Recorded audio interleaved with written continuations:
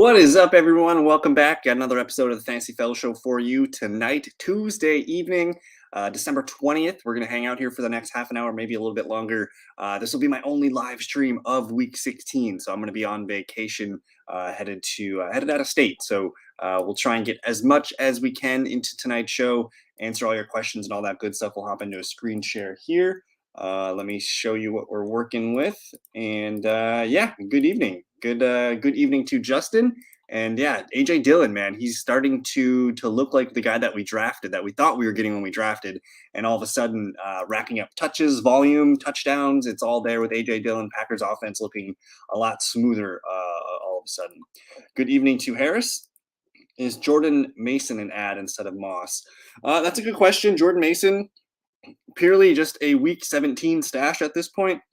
You know, if you have Christian McCaffrey and you want to pick up Jordan Mason, I think that's a fine move.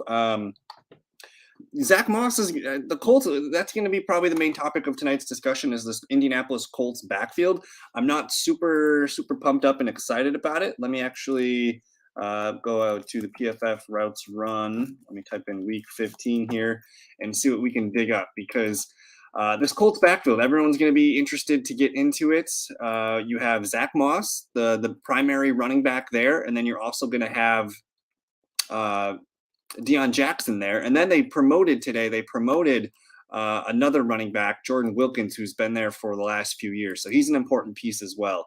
But I want to show you guys, this is what happened in the Vikings game. So you have Zach Moss getting 53 snaps to Deion Jackson's 25. Zach Moss ran more routes with 14. Deion Jackson ran 9. Carries, it was heavily towards Zach Moss, 24 to 13. So total 37 carries. I doubt we're going to see that many going up against the Chargers. So I'm gonna lean towards Zach Moss is the better pickup between Deion Jackson.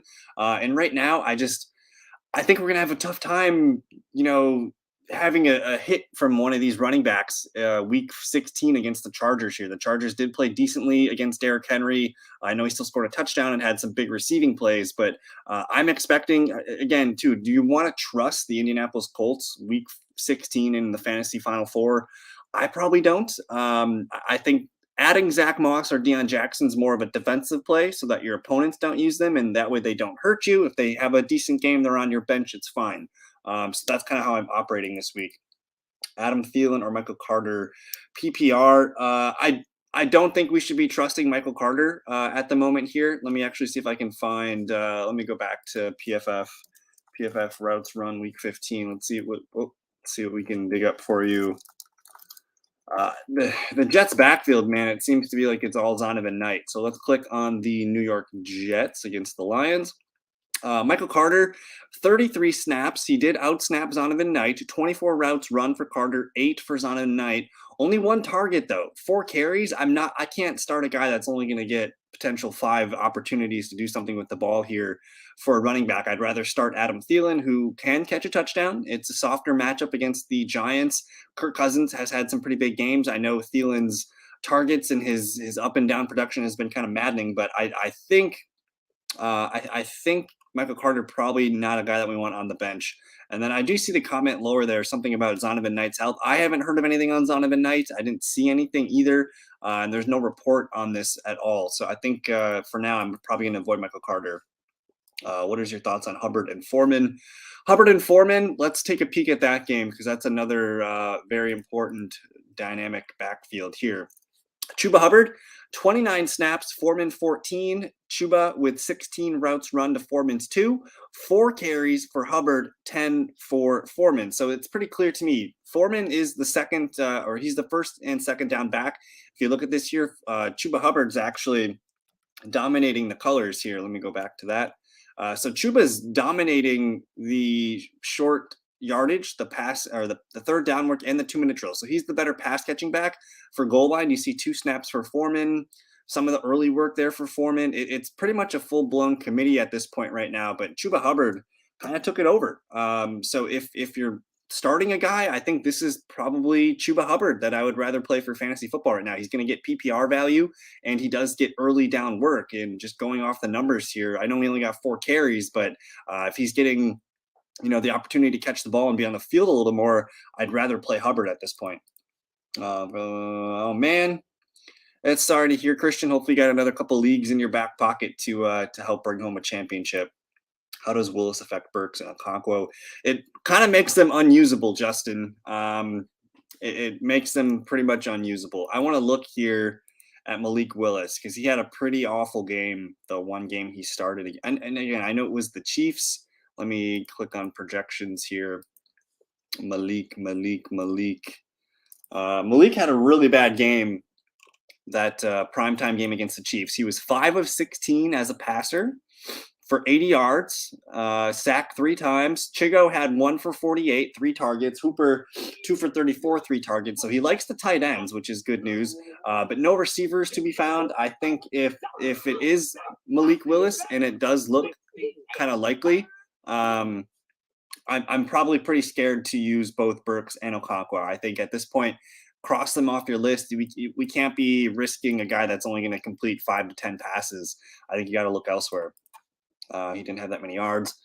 I wouldn't be too afraid of Michael Pittman. I know he had a relatively quiet yardage output, but he's still the go-to guy. I think where I would have some hesitation with our guy Michael Pittman Jr.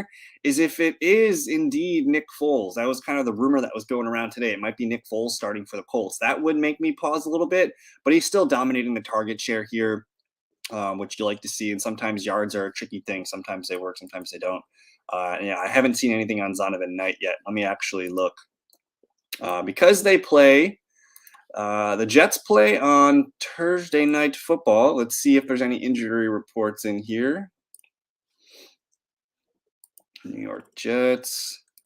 All right. I don't have anything on Zonovan Knight. Maybe he came out for a series, went back in, but he looks fine. How's the matchup for Walker, Etienne, and McKinnon? The matchup for these guys, let's take a peek at the fantasy points allowed. So for the running backs, starting with Kenneth Walker, he's going to go against the Chiefs. Chiefs are slightly below average here. They allow about almost 24 PPR points per game. They've allowed 6 rushing touchdowns, which is pretty stingy, but they have allowed a fair amount of yards here. But teams are really hitting them through the air with the running backs. Looks like they allowed the most receptions to running backs. And I think that's just a product of the Chiefs playing from ahead. You know, they tend to make teams have to throw the ball more. So more dump offs, more things like that. So it's a fair matchup for Walker. Hopefully he can get some dump offs. He had that nice catch and run at the end of the game the other night. So I think he's in for a safe day. Travis Etienne, going up against the Jets, not a good matchup. Let's see here. The New York Jets, they rank 9th in points allowed here, so only 21 fantasy points per game to the running back. Now, with Etienne, who pretty much gets that entire backfield, like, sure, the upside there is there for a 20-point game. I want him to catch more passes, but I wouldn't be surprised if McKinnon has himself, or if Etienne has a decent game. And then with McKinnon going up against Seattle, I think at this point, like, he's on fire. You have to continue this heater. And I know it probably feels weird just because his name doesn't carry a lot of weight, but the dude is absolutely balling out right now. Let me click and look at the snaps and things for Houston, or for Kansas City. McKinnon, 48 snaps, Pacheco 27, 30 routes run for McKinnon, 11 for Pacheco, 10 carries for McKinnon, as well as 8 targets, and 15 carries for Pacheco. So if you tell me that McKinnon's going to be in there and he's going to get upwards, so I mean, if you combine the targets and carries, that's 18 opportunities that he had to touch the ball. You want to start McKinnon, man. He's in one of the best offenses in football. So I think right now, this is a tough question, Ryan. Either way, you have 3 solid running backs. I think I'd rank them all as like strong RB2s. I'm nervous about Etienne in that matchup. I think I would prefer Walker and McKinnon as of today. Do you know if Jalen Hurts practiced? Let's see if they got anything in there. So I was struggling to find it here, and they have him listed as DNP, but some of the things that I was finding on Twitter was that he participated. Today was basically a walkthrough, and perhaps he was able to kind of do some things, and maybe they just listed him as DNP. I'm not quite sure, but I still am going to hold out hope that Jalen Hurts can play. My gut feeling, though, is because the Eagles play on Saturday, Thursday is the day. If he gets any limited action on Thursday, I will feel good about him potentially playing. So tomorrow doesn't matter if he's a DNP. I think Thursday is the final day. If he's going to play, he'll practice on Thursday. Okay. Would you rather drop P. Ryan or Cortland Sutton non-PPR? I don't think either guy is going to help us in our lineups anytime soon. P. Ryan is purely a handcuff to Joe Mixon. I know he had a nice game the week before, not so much on Sunday, week 15.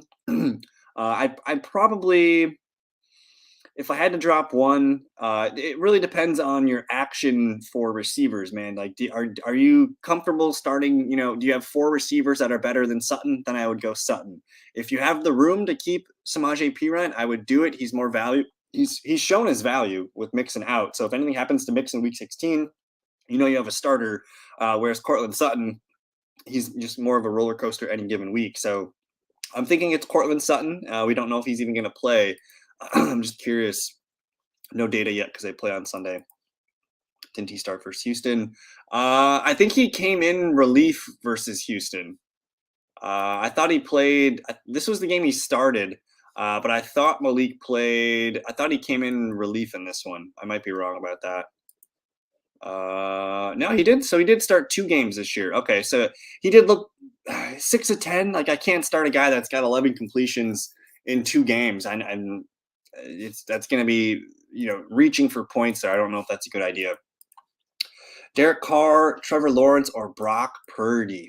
That is a tough question. I like. Let's look at some of the matchups here for these guys first.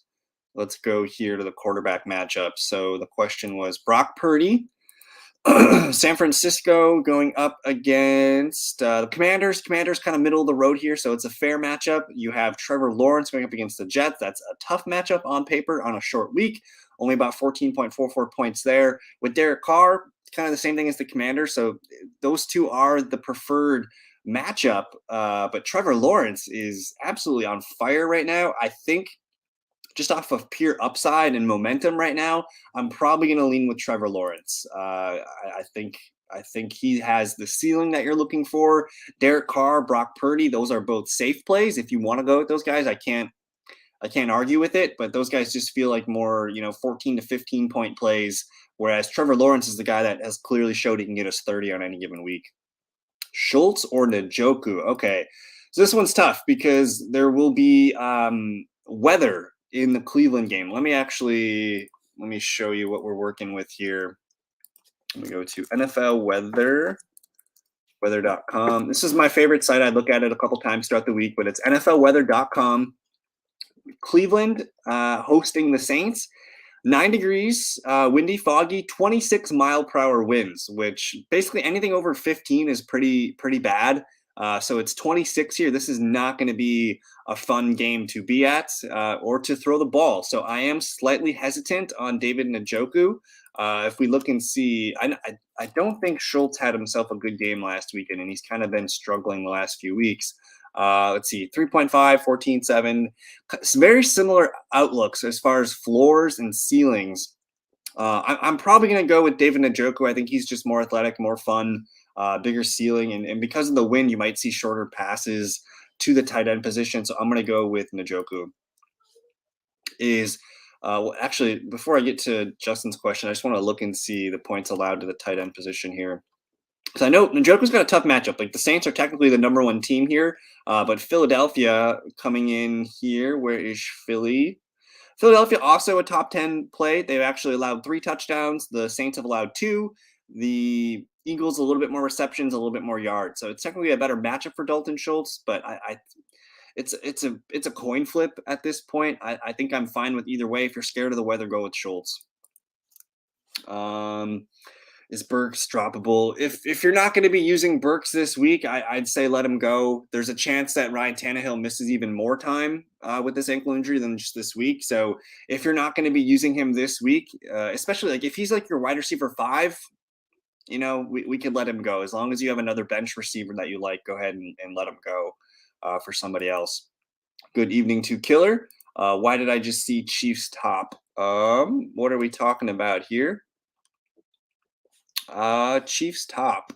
I do not know what that is regarding. But anyways, Steven, what's going on, man? I'm stuck. I have the Cardinals defense. Should I drop them and pick up the Browns or Jags for this week, or hold them? Also, would you drop Elijah Moore or Burks for either defense? As long as you're not, I like Elijah Moore. He has been playing well the last few games. I don't know if I want to start him against the Jags, and I'm definitely not starting Traylon Burks if it's Malik Willis. So I would say both guys are very droppable. If you're saying the Browns and the Jags are your top defenses available, though, that does concern me. I think if you're going to start a defense, it might be the Browns, just because, again, looking at this weather here, it's going to be pretty shitty weather. The Saints offense doesn't exactly scare us. I know they have some big playmakers and they can make plays at times. But the Jags, I have a feeling tomorrow night's game could be kind of fun for points. If you look here, the Jags projected to score really only 18 and a half, the Jets 19 and a half. So it's supposed to be a lower scoring game. I think you got to go with if you look here, man, the Saints and the Saints and the Browns, there's only 31.5 points projected in this game. So it's in your favor to start one of these defenses. I'm going to say go with the Browns. And yeah, McKinnon's balling at unprecedented levels right now. So he's a must start. Do we trust Dobbs? Oh, Romeo, let me see. He did not run a lot of routes. Let me double check this. I'm going to look for this game here. Let me go back. One more. Where is my Packers Rams? Okay. So Romeo Dobbs, first game back from an ankle injury. Dude was out there for 23 snaps, only ran 10 routes. He did see 5 targets. He led the team in receptions, which was promising. But I don't see this number significantly increasing where it would be a good play. I think he's got potential to make 3, 4, or 5 plays per game going forward, but it's not a volume play. I trust him as a player, but right now I do not trust the charts, the routes, and the targets, man. If you only have a player that's out there running 10 routes, that's not really where we want to be. So I'm a little bit hesitant in there. I like Dobbs, but he's more of a dynasty play for next year. Who would you drop, Pat Njoku or Goddard? I have Hurts. Probably Pat Freiermuth. I think Goddard's going to be fine, even if it's Gardner Minshew this weekend. And I like Njoku for next weekend. Pat getting a goose egg last Sunday. I'm not super excited about the Patriots offense, but either way, you want to keep Goddard. I'm more excited about Njoku, so I think Pat's probably the droppable guy with his winning TD on Sunday. Yep. Hardman is reportedly coming back. Yes, let me see if I can find the clip for you. Let's go to Kansas City. So Mecole Hardman, let's see here, just in time for the fantasy playoffs. Andy Reid says there's a good chance Mecole Hardman will play in Week 16. So I'm not saying he's a fantasy asset that we can start Week 16. He's probably going to get a handful of snaps and look good doing them. Let's actually see if I can find the Chiefs game real quick. Where is Kansas City? So Juju's he's gonna lead the team in a routes run. I think Justin Watson's kind of proven himself to be an outside receiver. So Watson, MBS. You're probably going to see Mecole Hardman compete with Sky Moore, Kadarius Toney. So I don't think he's going to be running a lot of routes and playing a lot Week 16, but he's definitely a guy that I expect to come back. And he's more just not a fantasy asset, but he's just a huge asset for the Chiefs, where he's going to be the guy that gets, a couple carries and a couple of those fun targets where some couple plays can go his way. Rank their matchups in Week 17. For the tight ends. Oh, okay. For the tight ends. Matchup wise, I think that's tough because they all kind of have tough matchups. Let's look at the numbers here. Njoku on paper has the worst matchup, but again, it's that windy game where I think a lot of short area passes could benefit Njoku. With Carolina for Pittsburgh here, Carolina Panthers. No, never mind. The Steelers. Where is Pittsburgh? Pittsburgh versus the Raiders. It's actually a good matchup for Pat Freiermuth. I believe Kenny Pickett's back, so that does make me think a little bit positively for Pat. And then the Eagles going up against the Cowboys. Dallas is pretty good against the tight end, but Dallas Goedert's kind of a different breed. So I'm gonna, as far as matchups, it's Pat Freiermuth with the best matchup. Then you have Njoku, then Goddard. So at that point, we're kind of flipping a coin here. You basically just pick whoever you're going to start, and then the other two are pretty even as far as dropping them. I think so. We should be hesitant on CeeDee Lamb. I know he had a really good game Week 15, but I'm kind of nervous about a Week 14 type performance because Philadelphia corners pretty good. They've limited receivers to only 29 points per game. Noah Brown, Michael Gallup might be busy in this one, as well as the running back. So I'm not like scared where I'm benching CeeDee Lamb, but I think you have to go in with the expectation that it's not going to be a typical, hits for CeeDee Lamb. It's probably going to be more of a floor game, where he hits 8 to 12 points. And if he can come up with a touchdown, that's going to make your day. Oh, yes. Yes. At this point, McKinnon's the guy. He's getting the carries in the goal line. He's getting the catches. McKinnon is the easy play over Pacheco in almost any format right now. That's a fun question. Let me pull up. I like looking at Tankathon here. They always have a pretty good big board up. Let me see here. As far as the overall rankings, they have Bijan as the 20th ranked player here. Let me look at the full order here. You got to think about teams that need running backs.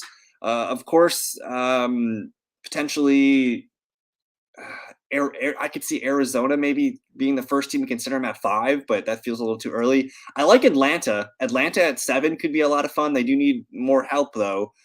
Maybe the Carolina Panthers at 8 could use a Bijan. Maybe Houston sitting at 12 could be an interesting spot. Otherwise, maybe the Lions, maybe Tampa Bay, maybe Tennessee gets their heir to Derrick Henry. Maybe the Chargers find their heir to Austin Eckler. Miami's forfeited. That would have been a nice spot there. But Bijan's probably going like in the top 10, I would say. So Houston would look really good at 12. I wouldn't mind that spot. It's going to hurt Dameon Pierce. But I think Atlanta, if Atlanta's feeling it, Atlanta makes a lot of sense.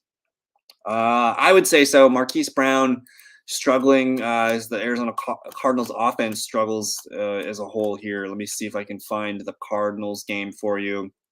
So he ran 37 routes, which is great. 8 targets. He didn't really translate into many fantasy points here. But if you're not using him, I mean, at this point, if you see someone on the waiver wire that you could potentially use, I think at this point, what they have done in the season, it's been a good season. The Cardinals season is over, though.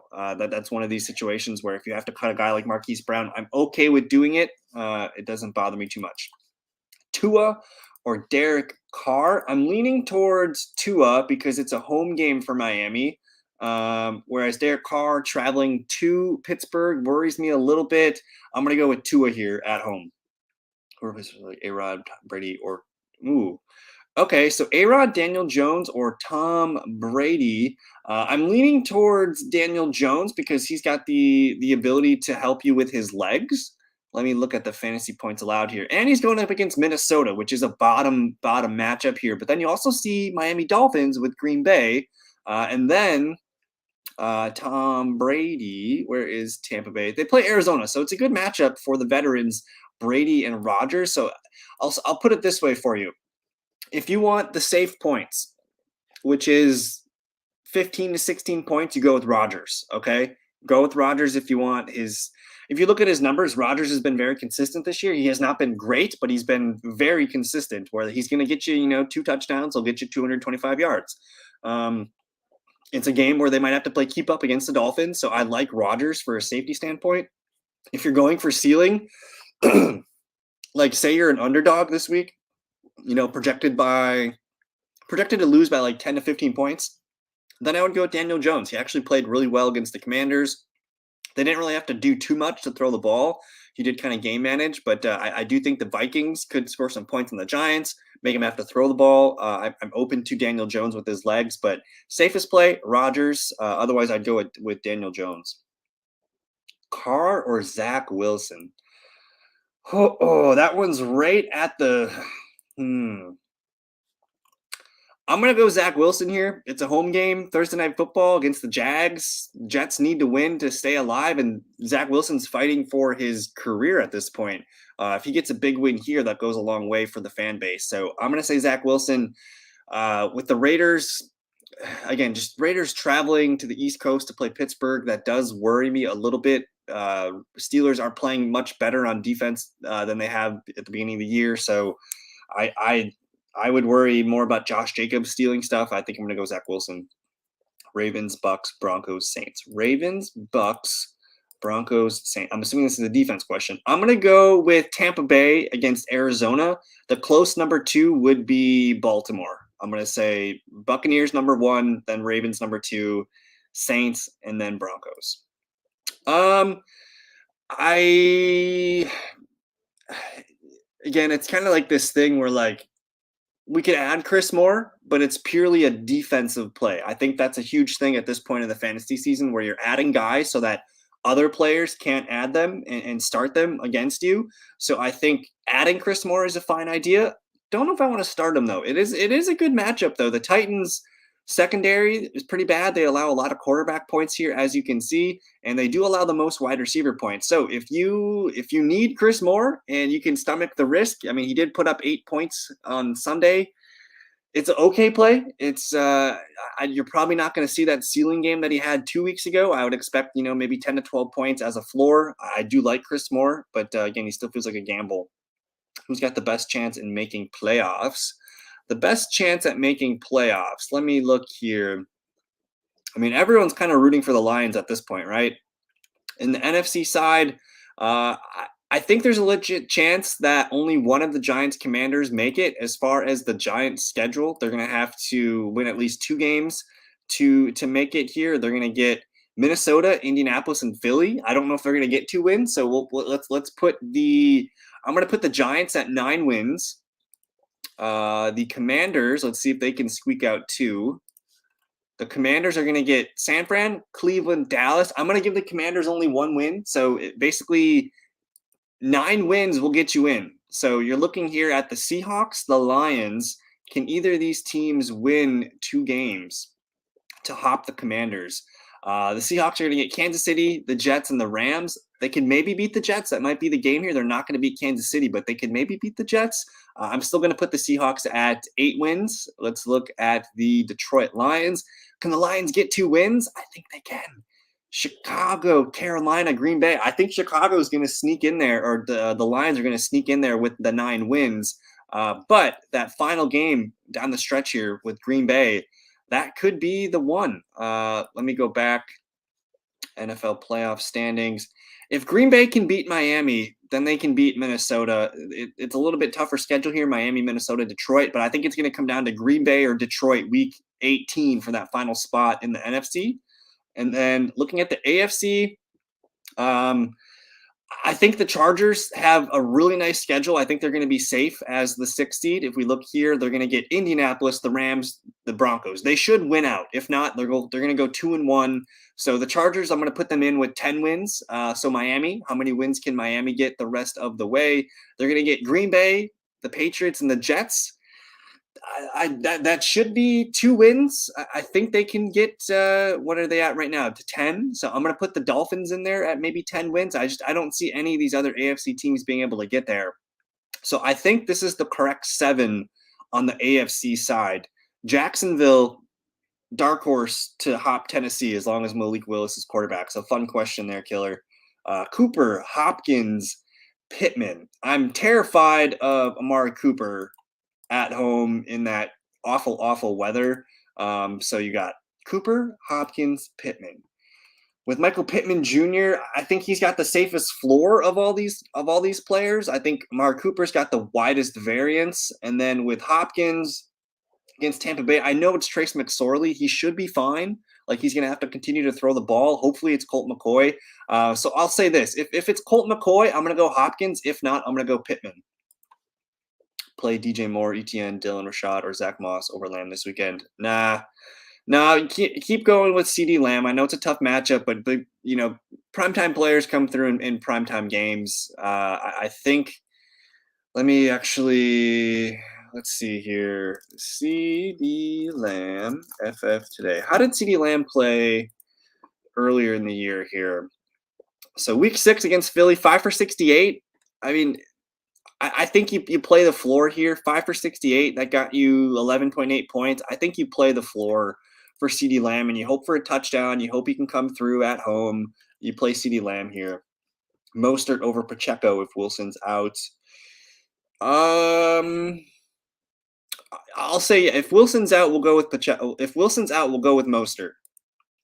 Rashad, Mostert, Pacheco. I think I'm in the same boat. I would rank them as Mostert, Pacheco, Rashad White. It did look like, let's see if I can find it for us. It did look like Leonard Fournette kind of came back last week and took some of the snaps. Leonard Fournette, 43 snaps, Rashad White, 29. 25 routes for Leonard Fournette, 15 for White, and then 10 and 11 carries for each guy here. So if they're going to split the carries down the middle and more routes and more opportunities in the passing game for Fournette, he's the better play. I'm going to put Rashad White third in that ranking, and I'm going to say Mostert's your guy if no Jeff Wilson. Who could the Chiefs pick in the draft? Well, assuming everything stays healthy at the moment right now, I mean, everything's working. I think they like what they got going here. I wouldn't be surprised. Like they probably could take another alpha receiver, maybe in the second round or something. I don't know if Sky Moore is exactly what they were hoping for. The Chiefs scheduled to pick 29th right now in the first round. Let me see what the big board says will be around at that point. You have a safety here, offensive tackle, corner. It kind of makes sense for me to see them continue to invest in defense. That's been one of their worst parts of their team this year. And if I show you total fantasy points allowed, like the Chiefs are 27th here, and I know that's a product of the offense being so good. Teams are playing from behind and scoring more points. But I think if I'm the Chiefs, I'm going to continue to invest, take best defensive player available, unless like there's some superstar stud on the offense that you can't ignore. But it's probably I haven't really dived too deep into the NFL draft yet. I usually like to wait till the season's over to get into it. But it does look, I mean, there's a linebacker, some edge rushers. So never a bad idea to take edge rushers in round one. Probably looking at defense for the Chiefs in the draft. But we're going on about 32 minutes, guys. So get your final questions in. This is the last stream of the week. I'm going to try and put out some YouTube shorts this weekend, but I'm going to be driving to Michigan for the holidays here, so I won't be back until next week.